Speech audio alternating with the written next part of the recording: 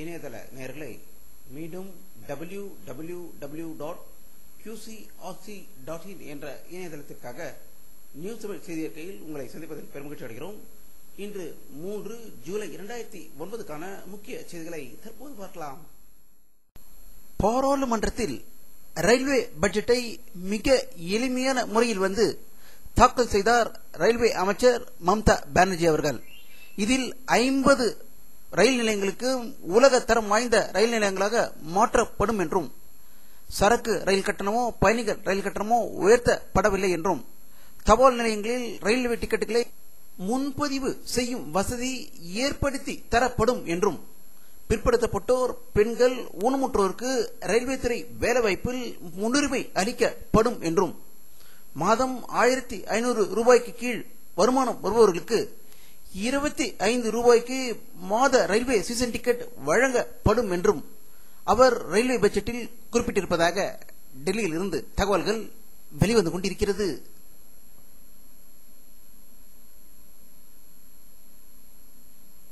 இந்தியாவில் உள்ள ஒரே உச்ச நீதிமன்றம் டெல்லியில் இருப்பதை போல தென் மாநிலங்களில் ஒரு உச்ச நீதிமன்றம் உருவாக்கப்படும் என்று மத்திய சட்ட அமைச்சர் திரு வீரப்ப மொய்லி அவர்கள் செய்தி வெளியிட்டிருப்பதாக டெல்லியில் இருந்து தகவல்கள் வெளிவந்து கொண்டிருக்கிறது.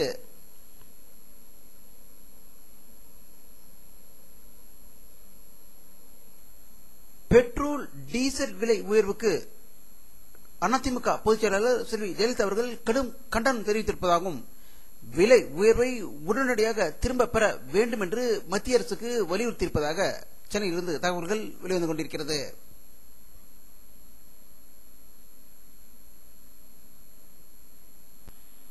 தமிழக முதல்வர் திரு கருணாநிதி அவர்கள் சென்னை ஓமத்தூர் அரசினர் தோட்டத்தில் கட்டப்பட்டு வரும் புதிய சட்டப்பேரவை வளாகத்தை இன்று பார்வையிட்டதாக சென்னையிலிருந்து தகவல்கள் வெளிவந்து கொண்டிருக்கிறது.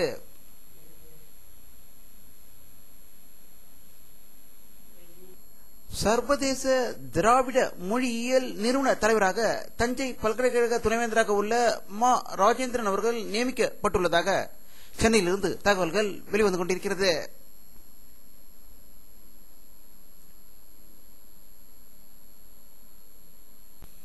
இந்தியாவில் 90% திராவிட மக்கள் இருக்கும் நிலையில் தலித் மற்றும் பிற்படுத்தப்பட்ட சமூகத்தை சேர்ந்த பெண்களுக்கு கூடுதல் இடம் ஒதுக்கீடு செய்ய வேண்டும் என்று வலியுறுத்தி பாரதிய ஜனசக்தி தலைவர் உமா பாரதி அவர்கள் நேற்று டெல்லியில் ஆர்ப்பாட்டம் நடத்தியதாக டெல்லியில் இருந்து தகவல்கள் வெளிவந்து கொண்டிருக்கிறது.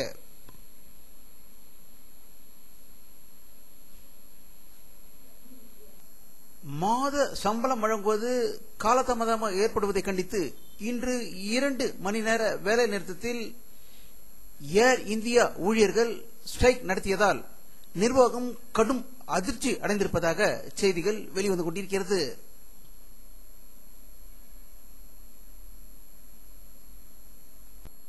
அமெரிக்க வெளியுறவு அமைச்சர் திருமதி ஹில்லரி கிளின்டன் அவர்கள் இந்தியாவின் சுற்றுப்பயணம் மேற்கொள்ள இருப்பதாகவும், அவருடைய பயண திட்டம் இந்த மாதம் 3வது வாரம் அல்லது 4வது வாரத்தில் இருக்கும் என்று டெல்லியிலிருந்து தகவல்கள் வெளியே கொண்டிருக்கிறது.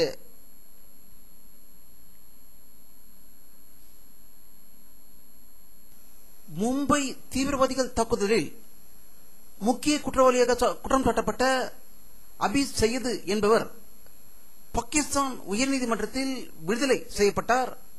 அவரை தற்போது கைது செய்ய வேண்டும் என்று பாக் அரசு மேல்முறையீடு செய்திருப்பதாக இஸ்லாமாபாத்திலிருந்து செய்திகள் வெளிவந்து கொண்டிருக்கிறது.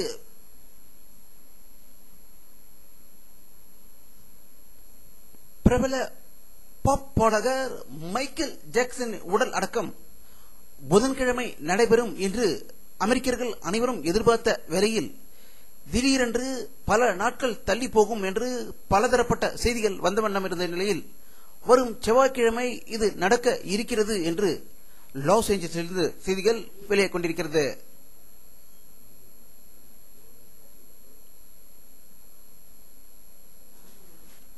பாகிஸ்தான் நாட்டில் அமெரிக்க விமானங்கள் ஏவுகணை தாக்குதல் நடத்தியதில் 18 தாலிபான் தீவிரவாதிகள் உயிர் இழந்ததாக இஸ்லாமாபாத்திலிருந்து தகவல்கள் வெளிவந்து கொண்டிருக்கிறது.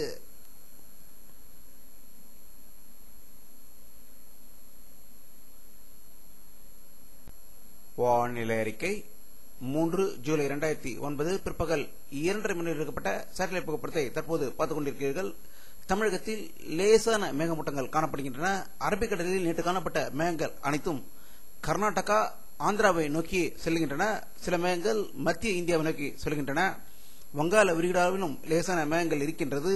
ஆகையால் இவை தமிழகத்துக்கு வருமா என்பது அடுத்த 24 மணி நேரத்தில் தெரிந்துவிடும்.